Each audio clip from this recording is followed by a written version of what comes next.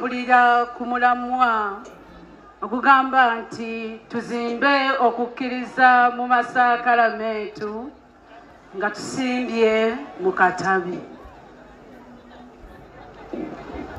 Ku lw'Abakristu bonna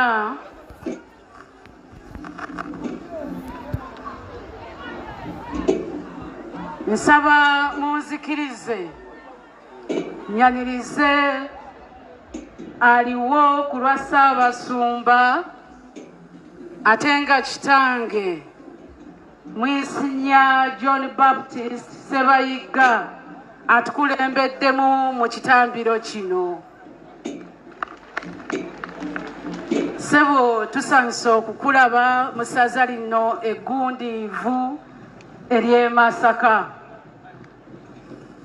Nyaniriza Vicar General waffe awamu n'abasaaseredooti bonna abazze mu kitambiro kino eky'okwebaza. Bakulu mwebale nnyo, mwebalire ddala.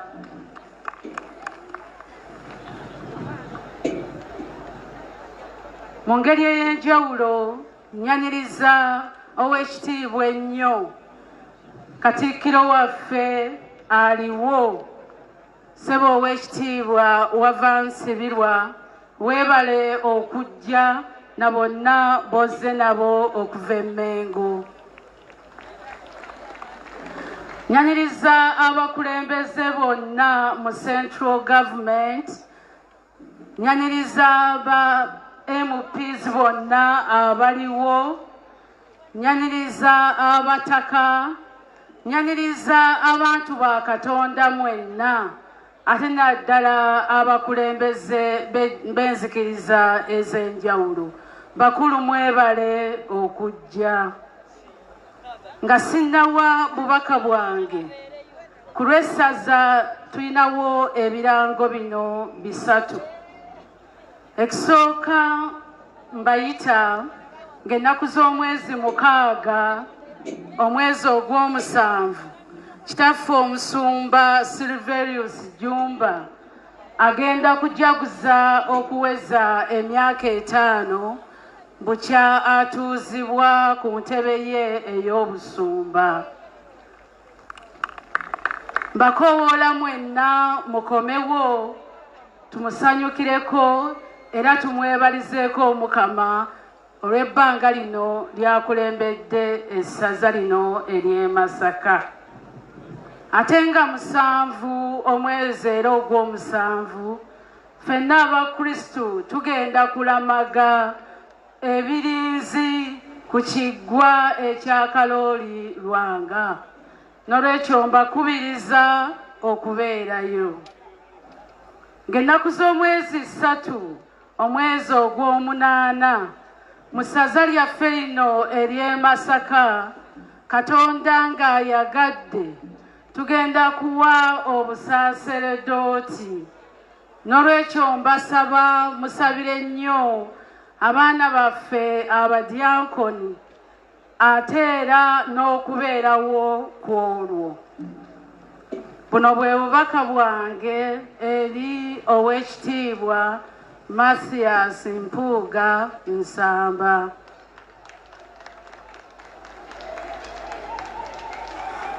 Omukama Katonda tumwebaza olw'ekirabo eky'obulamu bw'awadde Oweekitiibwa Honorable Mathias Mpuuga awamu n'ab'omu maka ge bonna. Katonda tumukubire engalo ez'amaanyi. Tukusiimirako Katonda eyakutonda ng'oli Munnayuganda, ng'oli Muganda, eyeddira engabi ensamba, ate Omukristu ddala asangibwa mu ssaza eggundiivu ery'e Masaka. Katonda tumwongere engalo. Twebaza nnyo abazadde abaakuzaala, Omwami Vincent Nsamba kati omugenzi, ne maama Gertrude Nanyonjo akyaliwo olw'omulimu omulungi gwe baakola omwali okukugunjula, okukuyigiriza, okukusomesa eddiini awamu n'okukwagazisa eggwanga lyo. Abazadde tubakubire mu ngalo. Oweekitiibwa Mathias Mpuuga, Omukama yakuwa ebitone eby'enjawulo omuli eky'obukulembeze obulungi, obuntubulamu, eky'amagezi n'okutegeera awamu n'okutya Omukama. Mu bukulembeze bwo bingi by'okoze ebiyambye ensi yaffe awamu n'ekereziya okugenda mu maaso. Ssebo weebale. Mu bino mwe muli okuzimba amasinzizo ag'enjawulo, amalwaliro, amasomero, okulwanirira eddembe ly'abasibiddwa obwereere n'abagobebwa ku ttaka, okwoleka eggwanga ebikyamu ebikolebwa mu gavumenti, okuwabula n'okusaba abakyamu okukyuka okukola ebituufu, okukola emirimu gya Ssaabasajja Kabaka, okulwanirira eddembe ly'abanyigirizibwa nga abasomesa bonna okusasulwa ekyenkanyi awatali kusosolwamu, okukubiriza abavubuka okukulembeza empisa n'obuntubulamu mu byonna bye bakola awamu n'okussaamu abantu abakulu ekitiibwa. Ssebo tubikwebaliza nnyo, weebale nnyo, weebalire ddala. Ng'omuntu yenna omulamu, omwezi ne bwe gwaka gutya kaakiro tabulamu. Wakati mu byonna by'okoze temusobola kubulamu bulumira, obulabika n'obutalabika.